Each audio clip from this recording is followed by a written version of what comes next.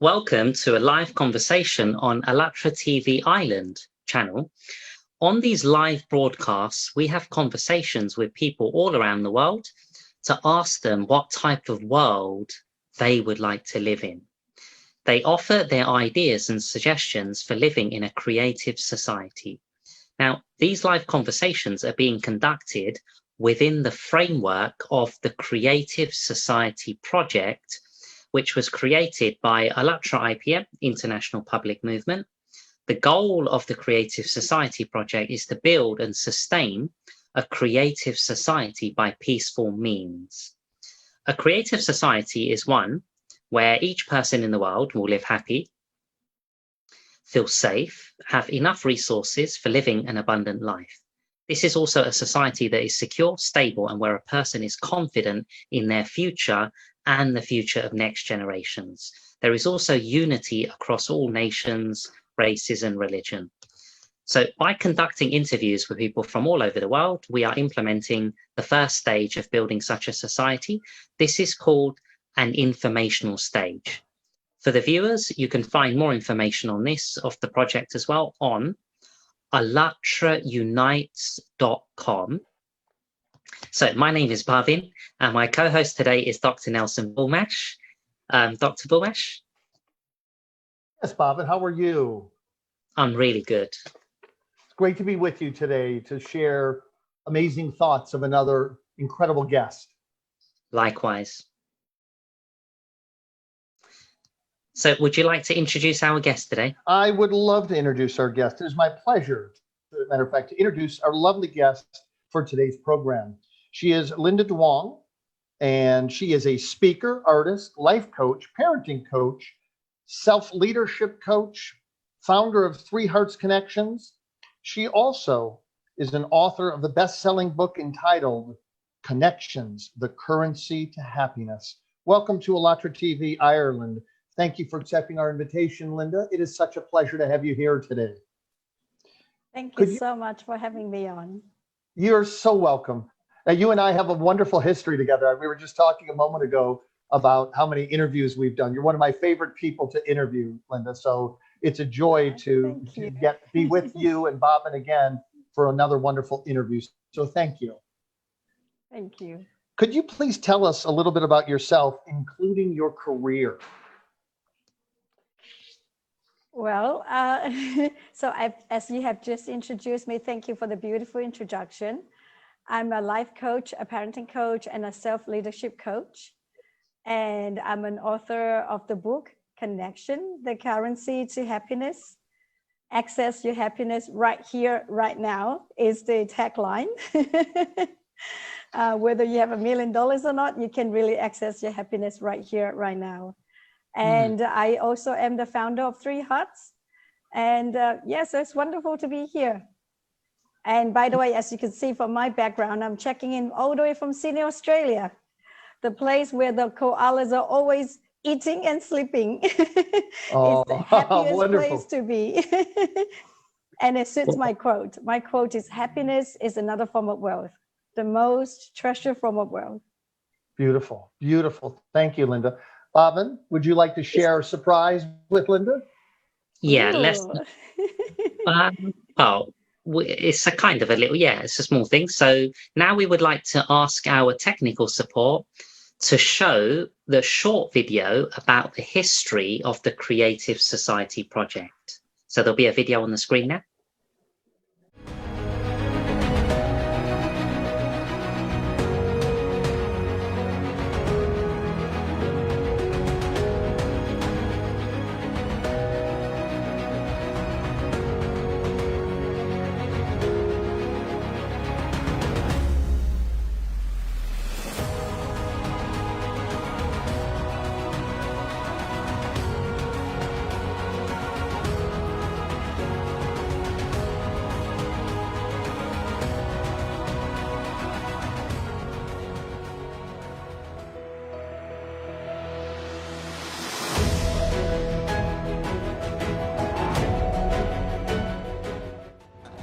First step would be for everybody to care about other people and not about themselves only.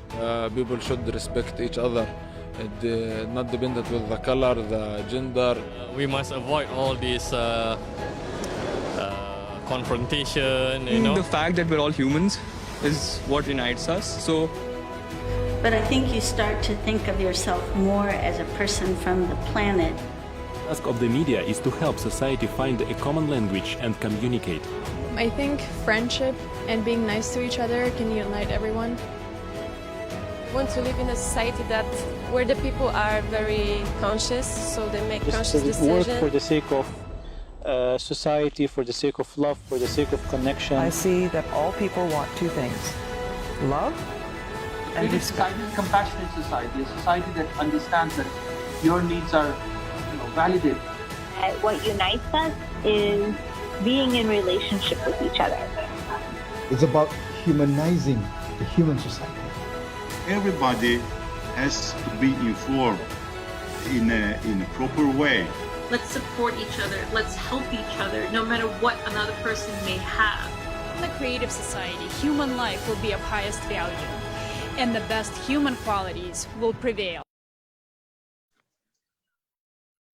Beautiful. I love that. That's incredible. Yeah, I mean, it's so great just to see people from all around the world, different races, and just sharing their insights. So we've got the privilege of now asking you one of my favorite questions as well. This is, I never get bored of this one. So when it comes to, Linda, so when it comes to envisioning the type of world you would like to live in, can you describe one? And just in brackets, so to clarify, what type of world would you like to live in? How do you see it? I grew up from Vietnam. I was born at the end of the Vietnam War. We didn't have much. We didn't have technology. I didn't have plastic toys when I grew up. But there's one thing. There's one thing that we have, and there's one thing that carries us through the tough times, is connection, is the human connection. So my envisioned world is a world where we are all connected. A connected society is what I am trying hard to share with everybody. And that's why I started the 3 Hearts Connections organization, my nonprofit. A society where there's no judgments, there's no racism, simply just connect as who we are. Simple, just being us. On the interview, everyone talked about humanizing connection, being with each other. Basically, that's all we want, love and connection.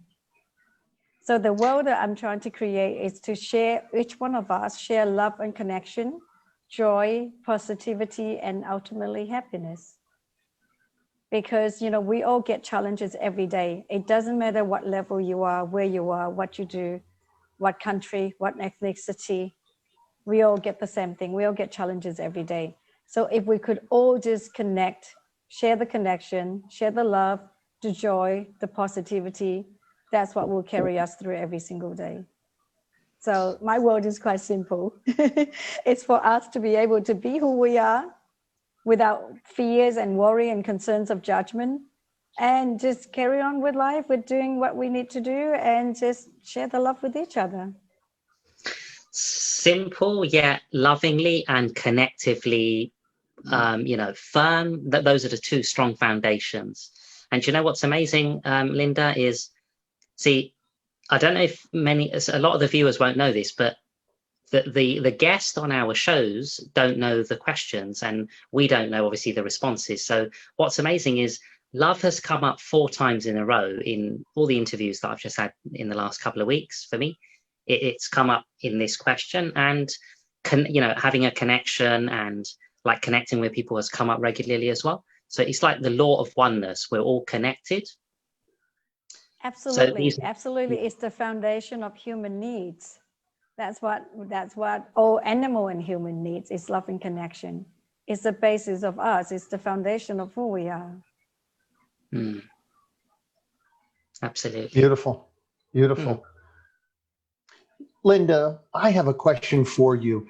I was having a wonderful conversation with my guest who will be on my show, Health Matters, with Dr. Nelson Woolmesh, this coming Tuesday.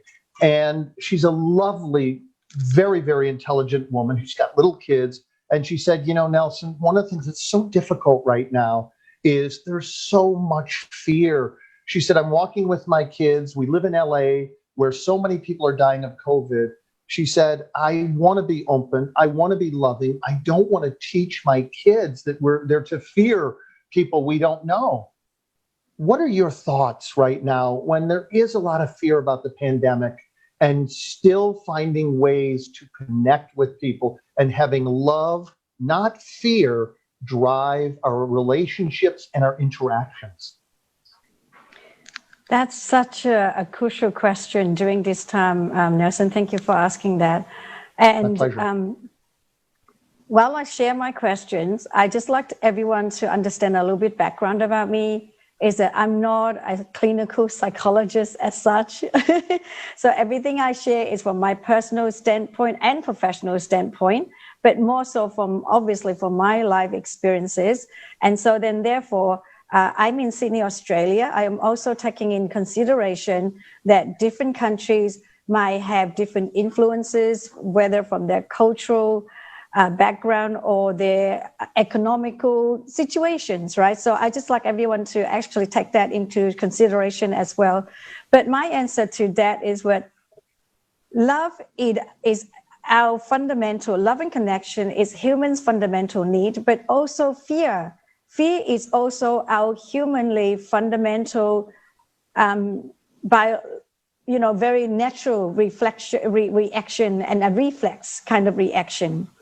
So first of all, we need to recognize fear is a very humanly thing.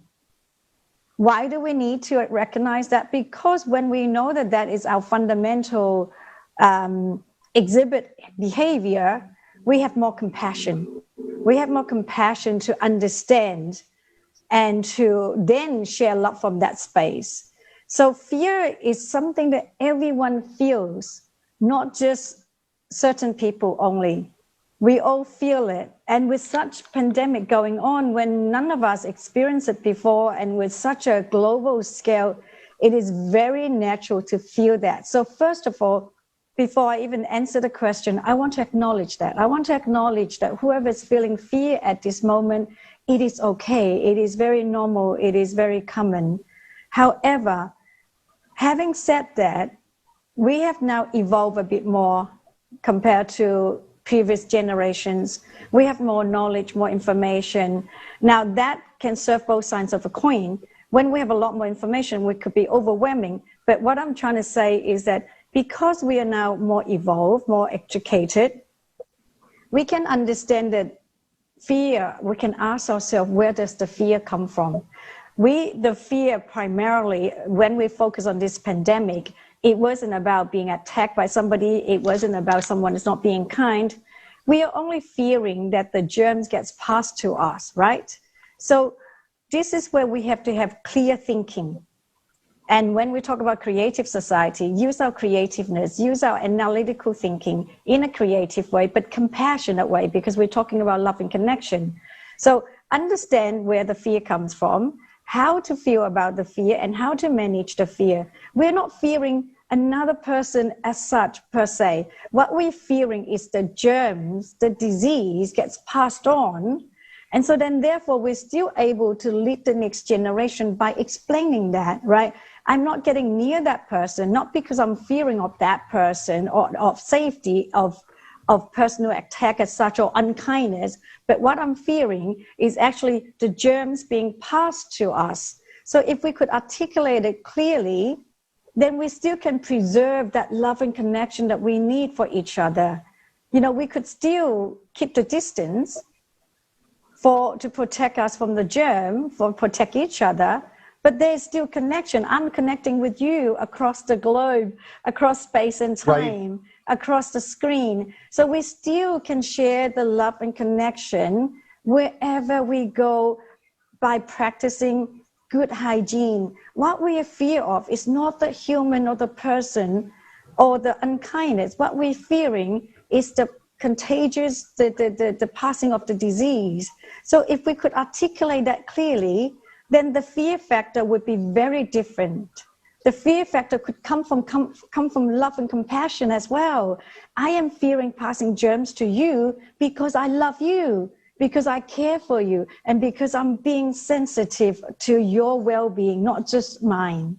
So if we just think clearly, creatively, in a way of with kindness and compassion, we can still connect. We can still share love beyond physical measures.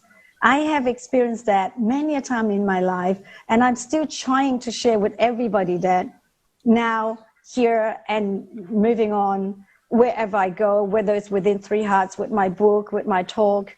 So yes, everybody, I just like you to know that when you have a fear factor, just pause, take a breath. I share in my book, take 3 conscious breaths, and I'd like to share with you how we do that, right? Not a deep breath. When we say a deep breath, we tend to like suck it in and we hold it there and we become more tense. So a conscious breath, we breathe all the time, right? But we're not consciously breathing, and so therefore our breath is really short.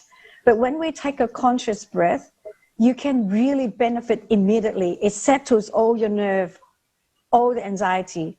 Shall we do it?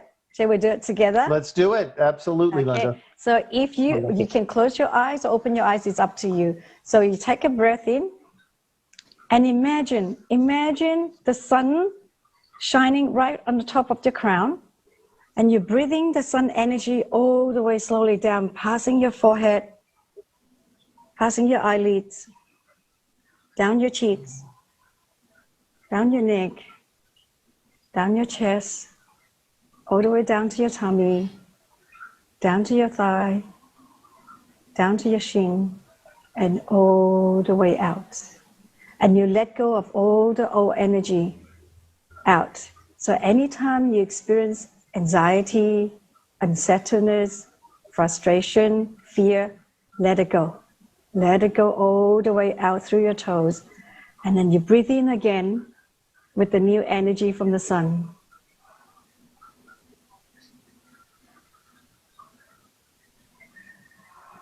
We do one last one.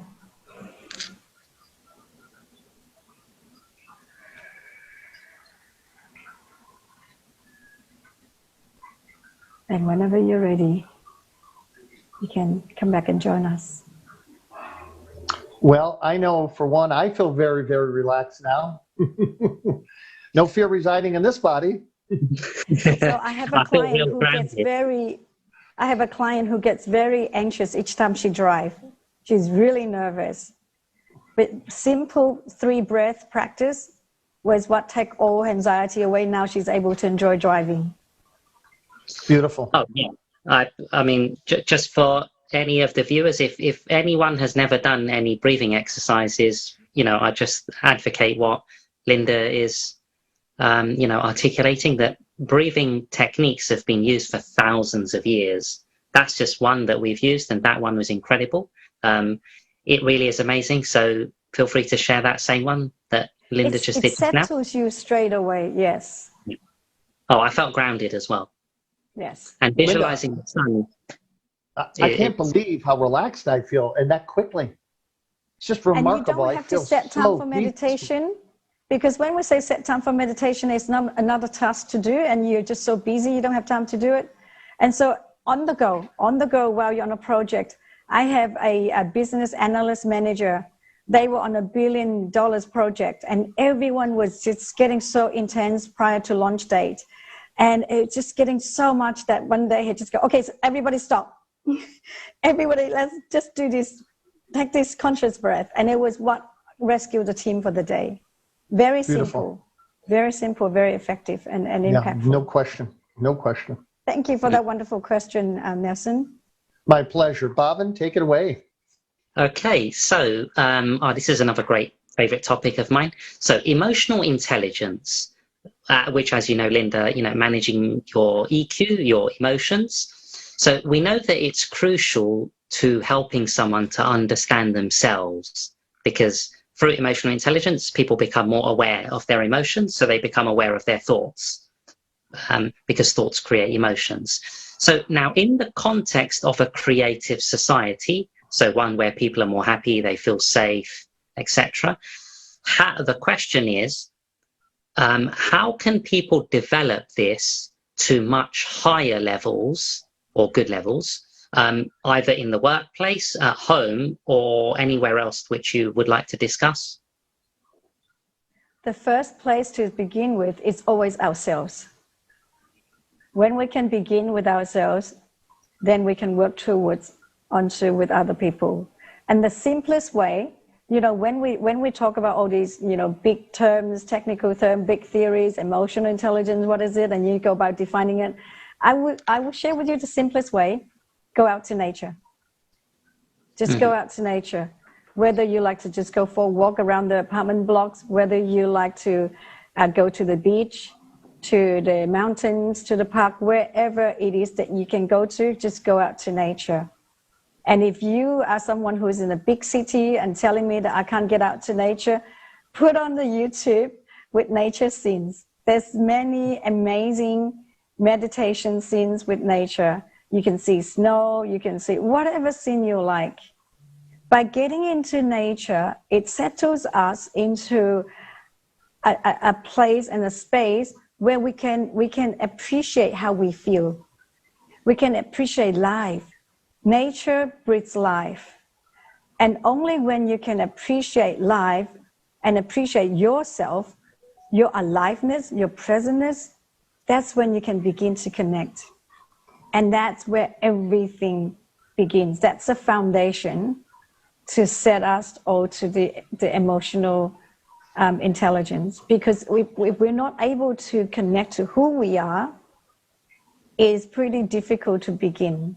You can read all the theories, you can be very intelligent. I meet so many intelligent people, but at the end of it, at the end of the day, they're still not able to truly appreciate what it really is. What is the human connection until you truly connect with yourself. However, having said that, not many people are able to do that. Many people need somebody else. You know, it's not very easy for one to be alone these days because we get so used to networking, socializing with people. If you're not able to do it with yourself, find a group of friends, do hiking together, do walk together. If you're not able to do that, any social setting would help. By start connecting with other people to slowly lead you back to connect with yourself. We cannot talk about emotional intelligence until someone can appreciate connecting with other people. That's my experience anyway. I have tried to share a lot, books, theories, talks. At the end of the day, I find that it's most practical and most immediate, most impactful when someone is truly put it into action. Nothing equates action. We always need to remember action equates results. If you want to have results, just take action. And the quickest action to this question, just get out, connect with nature, connect with people, and then connect with yourself. And from there, you can build. From there, you're able to learn, how am I feeling? You know, when I'm connecting with nature, do I feel awkward? Do I feel lonely? Do I feel awe and wonderment? It can go from one extreme to another. You could feel so lonely at first, so alone, right? And then you will travel through this emotion of wonderment and awe, and it's just beautiful. And then you reach a place of joy, inner joy that nothing can provide, nothing can give you that kind of joy when you can truly connect with nature. And that's where the ultimate happiness is. And that's where you access your happiness with or without $1 million. I hope that answers your question. That's such that a great way answers of putting a good it question into one. We enjoyed that 100%. Yeah, that was a beautiful answer. Beautiful. All right, Linda. So Linda, you talk a lot about the importance of love and connection. And my belief is that the presence of love and connection helps foster the idea of unity. Talk to us about the importance of unity in a creative society. Well, within the Create Society, the video had shown many hundreds, thousands, millions of people has been interviewed, and everyone wants the same thing, is love and connection. So it's very easy to begin from that place to create unity, isn't it? Because that is the foundation of all human needs. That's the basis of all of us, whether you live in Europe, in Australia, in America, in South Africa, Asia, it doesn't matter where, we all human. And so then therefore we all share that basis of need, it's love and connection. And so say, for example, if you start talking about politics, everybody will be divided very quickly inside the room. If you start to talk about anything that is, you know, racism, even if you try to talk about multiculturalism, which is opposite of racism, it will still be very quickly to be all divided.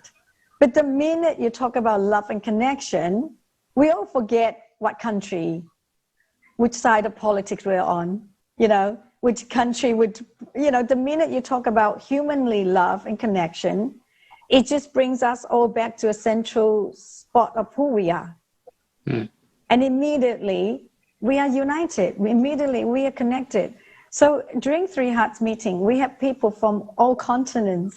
We joke that the only place we don't have, we joke that we just need to bring a penguin, because the only place we have nobody is from Antarctica. People from all walks of life, from all kinds of careers, some amazing personnel. We come together. Nobody ever once asked which country you're from. We all just share the love, the joy, the connection. And then at the end of the meeting, then we realize that, oh my goodness, we really have everybody from around the globe. Because when you focus on the humanly need, which is love and connection, and the basis of the human being, nothing else can divide us. It immediately draws us all back together. For example, the question you asked earlier, I'm fearful. How do I raise my son not in a fear state? And the minute I bring you back to the focus on connection, you fear only because we're being sensible. We don't want to pass the germ to each other. Immediately, it brings your thought back together, didn't it? It did. It sure did, Linda. So if we all just focus on the basis of love and connection and how we are caring for each other, it will unite anybody immediately, almost, if it takes a few minutes. But in my experience, it has been immediate. When we focus on it so sincerely, though, not just talk for the sake of talking, yeah? When we're sincerely being present to truly share that kindness, that love and connection, I truly believe that it unites us all immediately. It takes no time because we share that energy, that vibration of love, which is one of the highest vibration. And the minute we share that, we draw everyone back together immediately, don't we? Beautiful. That's so beautiful. You know, it's funny, Linda, I always enjoy my time with you. I always feel like, you know, you and I will touch base, we'll text back and forth for 15, 20, 30 minutes, and you have such a beautiful message. It doesn't matter when I talk to you, whether you're tired late at night, whether it's early in the morning, you're always so focused on sharing the purity of yourself and your ideologies in a way that brings us together and helps us go into the world and foster what? More love, more connection, and more unity. And it's very interesting because I think in hearing you speak, one of the things that I get is, and some people are going to laugh at me when I say this, but perhaps ultimately what we need is more love and connection in the realm of politics. Because if we really connect from our spirits, our hearts, and our minds, but not just our minds, what we're left with is that there aren't perhaps as many differences as there are points of familiarity, shared experiences, shared dreams, the notion of goals that get to be fulfilled, right? We all want to be happy. We all want to lead a safe life. We all want to be protected and to live in a place of safety with good food. We want to be able to love and connect. And you always bring me back to that. So I think that, Bhavin, as we really want to focus on making changes in the world, I think Linda nailed it. I think she hit the dartboard and split the central dart at the bullseye. Because if we train ourselves to always go back to coming from a spirit of love and focusing on really, improving that connection. Like in the beginning, when we were getting ready to do our talk, I couldn't get a good signal. So I didn't feel very connected. But once I got on a new computer and my signal was strengthened, suddenly we were really connected. And as such, we could share our experience as we are right now. Linda, thank you for that profound answer. I just really love and appreciate you. Thank you. Thank you. And you just proved it. You just proved it, Nelson, is that we can truly connect through space and time when we focus. Yes. When we focus on the connection, being with each other and sharing kindness with each other, that's what brings us together. Why we want to make changes. We want to share the love and connection with the whole world. And when we focus on that, we can really share it through space and time. And so with what you said earlier, although this is not about a political talks, your wish, I hear your wish, is that you wish the politician are able to practice love and connection and compassion. That's what Three Hearts is all about. Right. So I share with my Three Hearts ambassadors. We have ambassadors around the world. In fact, you're one of our. I am one of them. Ambassadors. Yes, I am. So I know you've been a bit busy to be actively involved, but you are one of our supporting ambassadors. Yes. I share with all my ambassadors what we are practicing in Three Hearts is self-leadership. So I'm essentially a self-leadership coach. When we can lead ourselves well, we can lead our family well. When we can lead ourselves well, we can lead our business well, our community, our courses, right? So if all the leaders would realize that we just need to lead from inside out, lead with love and compassion. Lead with love and compassion is how we can lead the whole society to a much better place. That's when we're able to share love and connection with each other, even within politics. And I think that's what you were hoping for. You're hoping that all the leaders could practice that. So if all the leaders could lead with the compassion, and most importantly, if they practice self-connection, if they can practice being here and now in the present, understanding their courses, why they do what they do, how they can do it better. So 3 questions, 3 questions to be a much more impactful leader. Question number 1, what am I doing? It brings you back in the present moment straight away. Second question, why am I doing it? Third question, how can I do it better?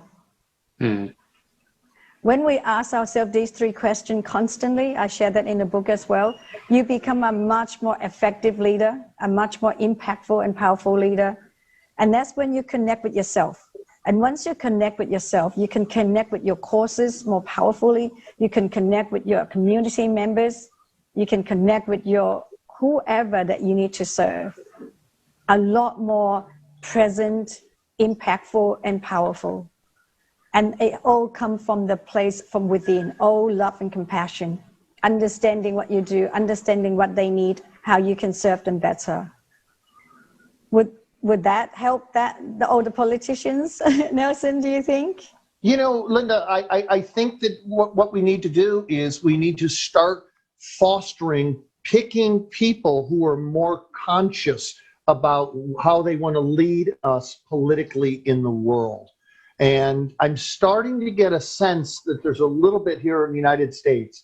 But I love what you said, because ultimately, if you're living a more conscious life and you're leading through self-compassion, you're leading through self-love, self-connection, it's hard to be cruel and to be crippling to a body of people, for example, who don't support your political, your ideological beliefs. You start to have a lot more compassion. And so therefore, my message to all the world leaders is that if we, or anybody who's watching and listening, if we want world peace, we all need to access our own inner peace. That's how we access world peace. World peace doesn't come from anybody stopping the war. You can stop all the wars outside, but there's a war here and there's a war here. There's a war in your head and there's a war in your heart. You know, I don't like this person. I don't like my neighbor. There's all sorts of wars going on. If we all can find our own inner peace, each and every single one of us, more so for the leaders, right? Because when they find their own inner peace, they will lead very differently. Yeah.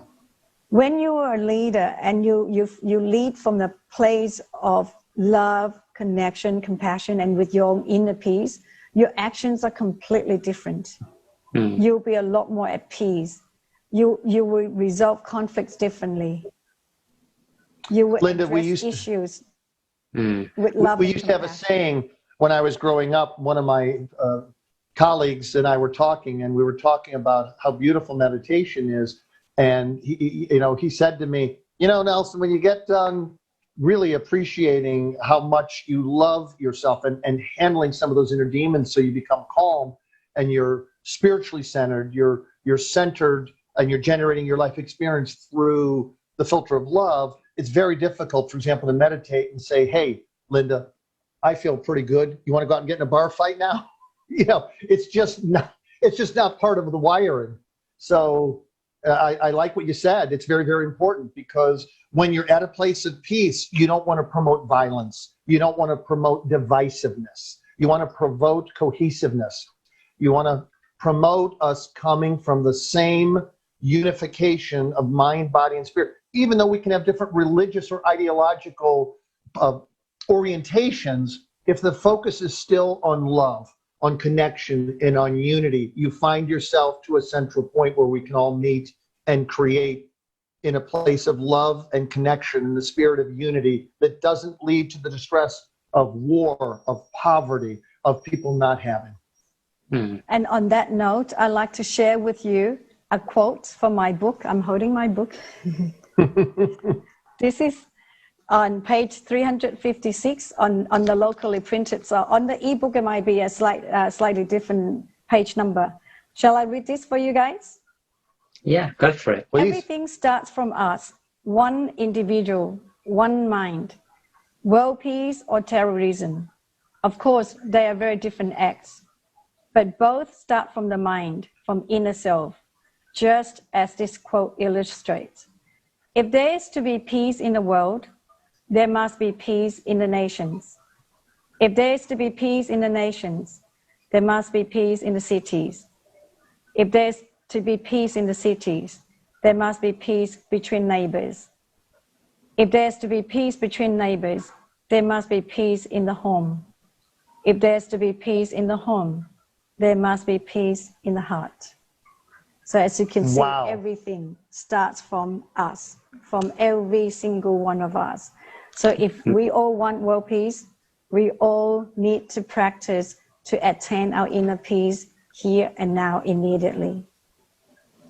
Because when we're at peace with ourselves, we are less judgmental, we are less in conflict with other people, and ultimately, if you could practice all the time, there will be no racism. That will be the goal. And then unity. Right? And can you see how we can access world peace that way? It doesn't take the big guys to stop their war. And in fact, if they are the big guy who practice that, then there will be no war, right? So that's my message for the political leaders is please lead from love and compassion, love and connection, and from the place of inner peace. That's how we have world peace. Beautiful. Linda, I wish I had like a clapping sound in the background, but next time when I hear such an amazing response, then I'll have it ready, because that was amazing. Yeah. We can still clap now to satisfy you. Yeah, we can do it right now. There you go. Your wish come true. I like to grant people's wishes. It's because I have managed to be able to live all of my dreams. So anybody have a wish, I like to grant that if I can. We see, deep down, we all want peace. It's who our true self is. We already mentioned earlier, love is the highest vibration. It's all about we're all connected. You can feel it on a vibrational and emotional level, but then synergistically and spiritually, you can actually feel yourself becoming brighter over time. And that's all three of us. We know it from experience. Yeah. So, it's not us like advocating that this is the only way. For viewers and anyone else watching, one of that amazing exercise that Linda shared with those 3 questions, that's the first time I've heard it in that way. I heard someone teach it to me in just one way, with just one question, but the way you delivered it was amazing. And it's a great reminder that as we become more peaceful inside, it can have a ripple effect amongst other people, because obviously you're saying we're leading through a place of love and connectivity, and then it spreads through other people. And when it does reach more of the political leaders per se, and others, then it can spread even more. And so, yeah, it really can happen. Then we can start to see more love and peace in the world. And as you said, there won't be any need for any wars. It's even more impactful if you're in any leadership position. When I say leadership position, it doesn't mean you have to be the prime minister, you have to be the president. It could simply be you're the mom, you're the dad, right? If you could lead with calmness in the family, the kids will grow up that way. It is a ripple effect for the next generation. If you're more calm and the kids come to you, mom, can I have pizza? Can I have iPad, whatever? If you're more calm, you're more inclined to say, smile and say, honey, I don't think so. You had a bit too much of that. Or when you're all flustered and angry and in a not a calm state, it will most likely be no, right? It will be just a simple, blunt no. And it's not so good for kids to keep getting no, because then they're not growing up to be very encouraged. So when I say leader, it could be anybody. And don't ever underestimate the power in you, the power of you. You could lead anybody, anytime, any space. You are the one who carry on the ripple effects. You could be the child. You could be the little child and still be leading. Everywhere I go, I share self-leadership skills. Even the child, if you're the child and you're watching and listening, you can lead the parents as well. When mom gets grumpy, you can say, take a breath, mom, it's okay. I'll do better next time. Everybody has the power to lead at any given moment. We all have the power to. We all have the power to lead. Just be who we are and tap into our inner self and be at peace. You can lead wherever you go, whoever Absolutely. you are. Thank you. Thank you for sharing. So to the viewers, in order to build the creative society worldwide by peaceful means, we all have to be united. So the Creative Society Project was formed as a result of numerous interviews and social surveys conducted in more than 180 countries during the years of social research implemented by ALLATRA participants. These foundations and stages of building the creative society were described in the article on the ALLATRAunites.com website. So it will come up on the screen now.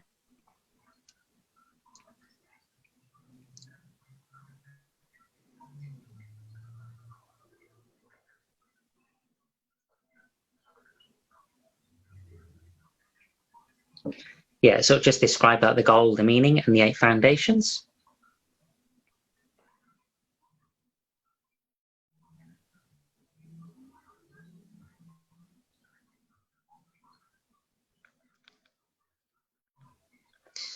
So Linda, we know that you read up on the 8 foundations.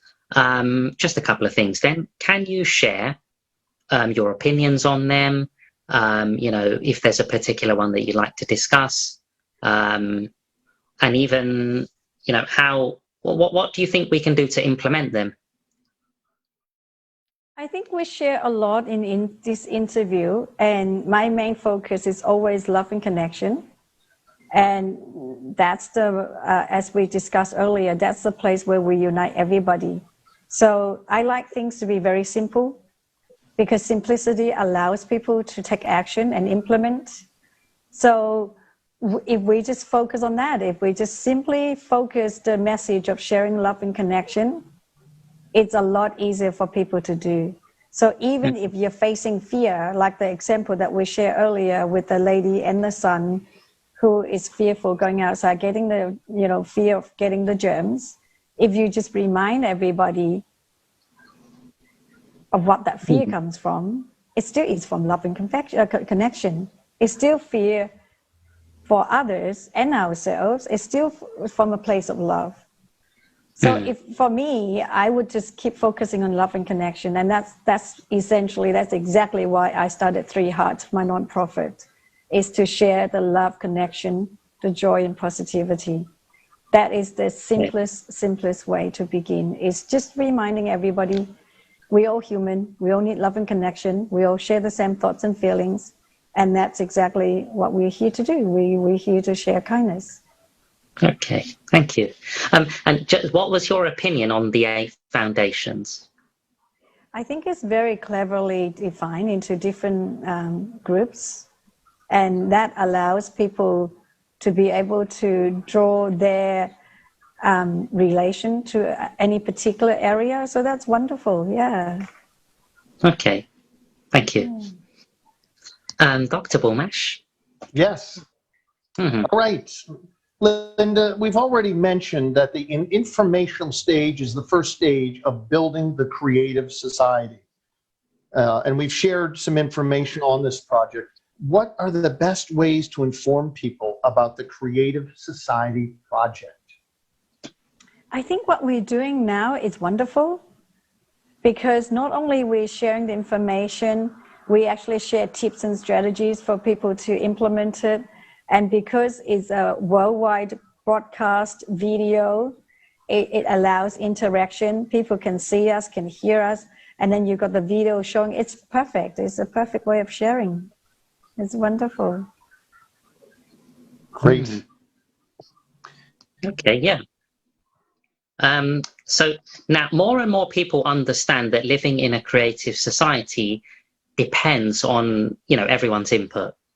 Linda, so what kind of things can people do daily to make the creative society a reality for everyone? What can we do daily to make the creative society a consistent reality? Again,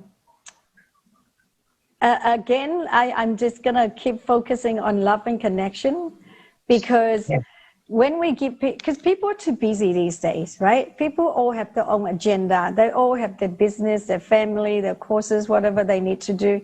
If we were to give people more to do, it's almost like overwhelming and too much, and they can't be bothered, right? We all want the ideal world. We all want the pretty things. We all want things to be better. But reality is everyone's busy.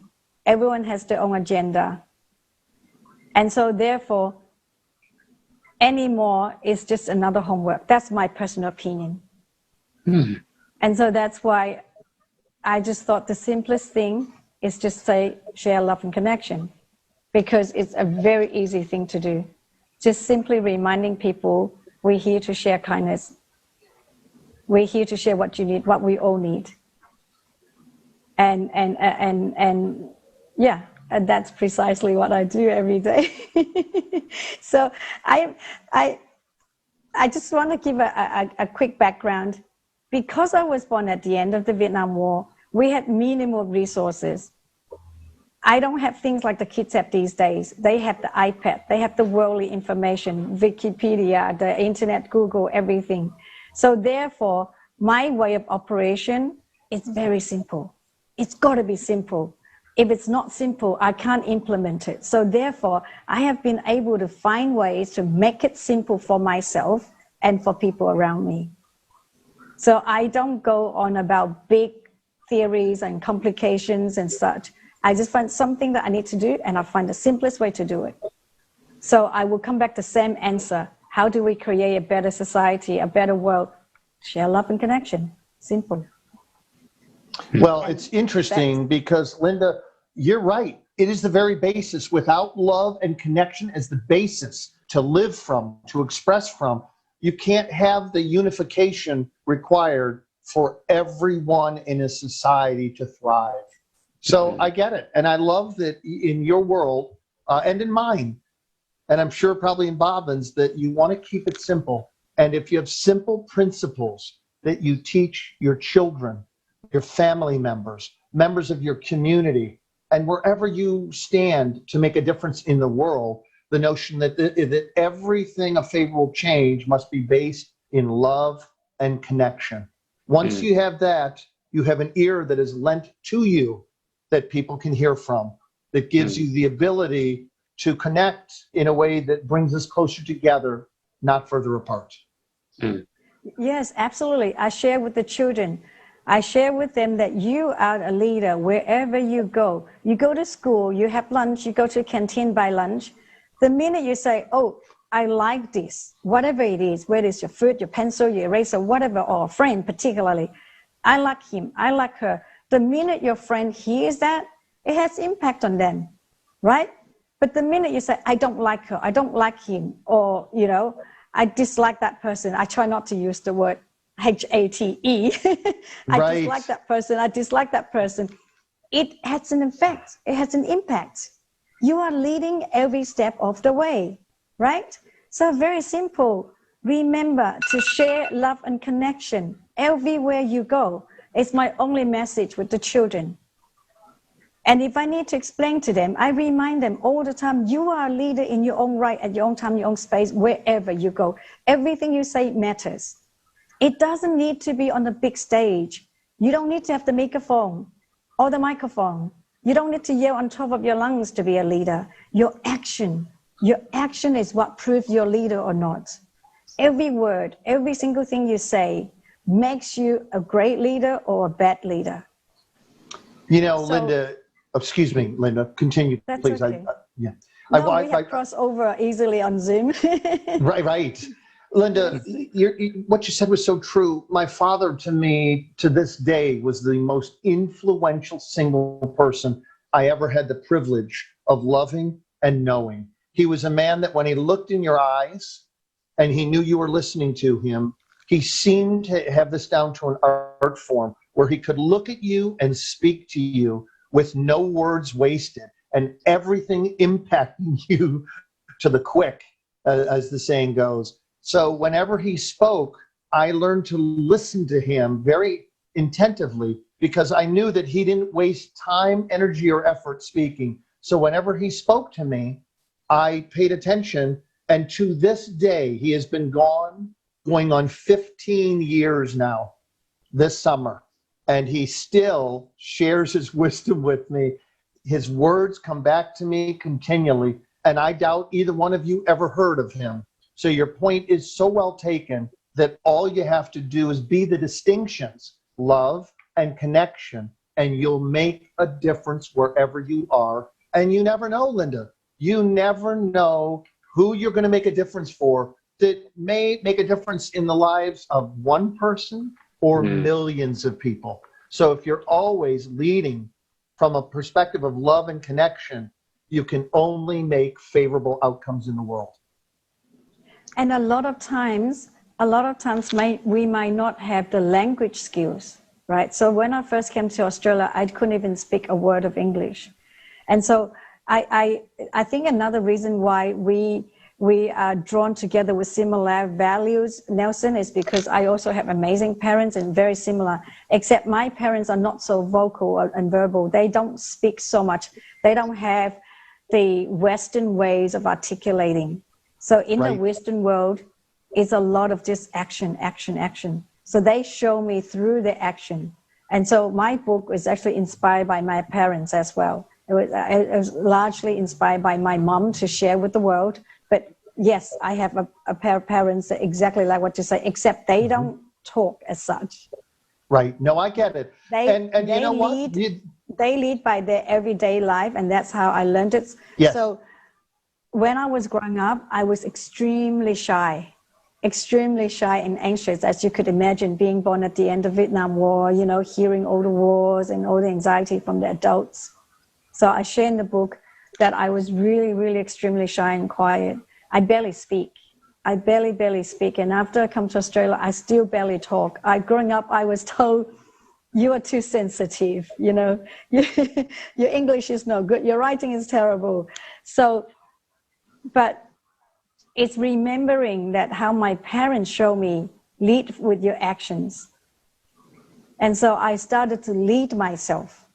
Before we lead anybody, we have to be able to lead ourselves.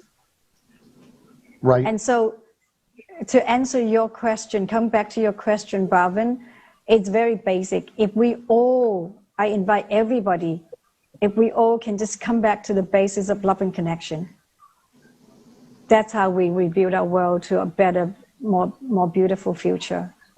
That's how we unite everybody. And then that's how we can do it, to create a reality for everyone.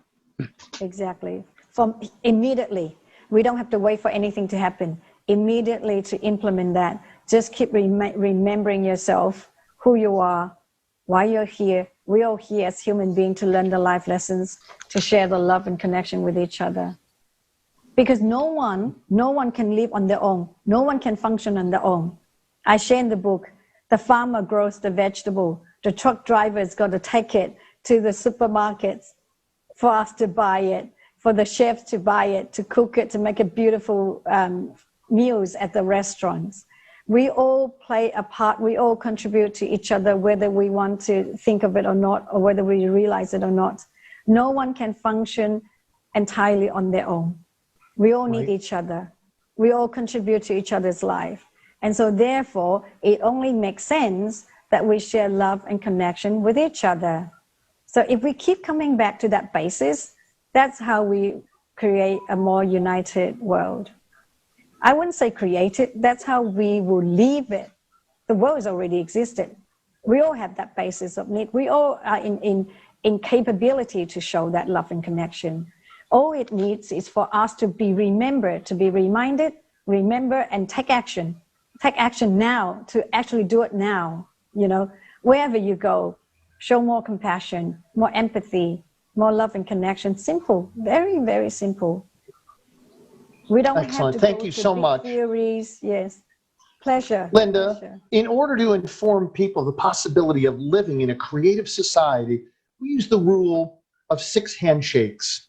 We invite guests to our live program. They invite their friends and thus others to help create the creative initiative and have it continue as such. At the end of the live program, we ask our guests to share the name of one person whom they would like to invite to have on a future broadcast. This person will be a mutually trusted friend, and it can be from any background, religion, or faith, or have any status. We welcome everyone. The question for you is, who would you like to invent for an upcoming live broadcast to ask them how they envision a creative society? Thank you for that question. I have a great person that I would like to invite. First of all, I won't mention the name because I want to give everybody a surprise. Secondly, I think I would like to be polite and ask them first before I announce their name. I think it's a polite thing to do, but he's a professor from a university in Sweden. And he's also really into creating a happier future. So I would love to share this platform with him, and I would love to invite him onto the show for all of you. And you'll love it. Thank you. So you can just send us the details after, and then we can take it from there. So thank you. I will. Thank you so much for having me on. I hope I have answered all your questions. Oh, they've been great. Yeah, absolutely. It's been thoroughly enjoyable. The reiteration of love and connection is profound and useful as well. Now, just for the viewers, To join creative projects of the ALLATRA International Public Movement, please visit our website, which is ALLATRAunites.com, where you will see a red button called Join or Join Us. And then when you click on it, you'll get a short form, and then a volunteer from ALLATRA IPM will then contact you. So thank you, Linda, for being with us today. It was a great evening. And, you know, we're really grateful that you shared your vision of creative society. So big thanks. I'll just hand it over to you. Thank you so much for having me on. You're welcome. Linda, we're almost done. I have just another moment of your time required here. First of all, I want to thank you for joining our program and for today's enriching and inspiring conversation. Can you say some final words to the viewers watching us? Yes, so I just like to remind everybody, it doesn't take a lot to share love and connection. It doesn't take a lot to share compassion. It begins with a simple smile. When you go anywhere, whatever you do, if you could share simply a smile, a nod on the head, sometimes that's all people need. And if you truly, truly, passionately want to see world peace, you are the one who can create world peace from your inner peace. Let's do this. Powerful, fantastic. Thank you for your contribution today, Linda. Thank you for your informative and inspiring responses. I will catch up with you again soon. And to our viewers, thank you for watching us, and let's build together the world that humanity deserves and allows us to thrive. Thank you all.